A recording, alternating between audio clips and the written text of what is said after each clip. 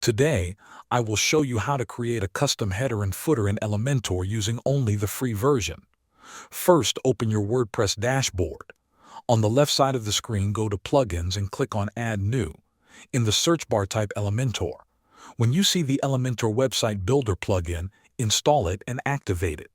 This gives you the main page builder you will use to design your header and footer. After that, go back to the plugin search bar and type Header Footer Builder for Elementor. Install this plugin and activate it as well.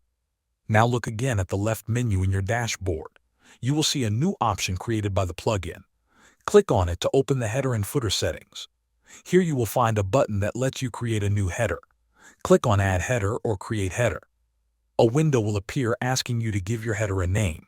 Enter a simple name so you can find it easily later. Then fill in the required fields, such as where the header should appear and for which pages it should be shown. When you are ready, click Create. The new header will now appear in your list. Elementor will open and you can start designing your custom header right away. Repeat the same process to create your footer. Click Add Footer or Create Footer, give it a name, choose where it should appear, and then edit it with Elementor. Build your footer the way you like and update the design. Your site now has a custom header and footer created using only free tools. Thanks for watching.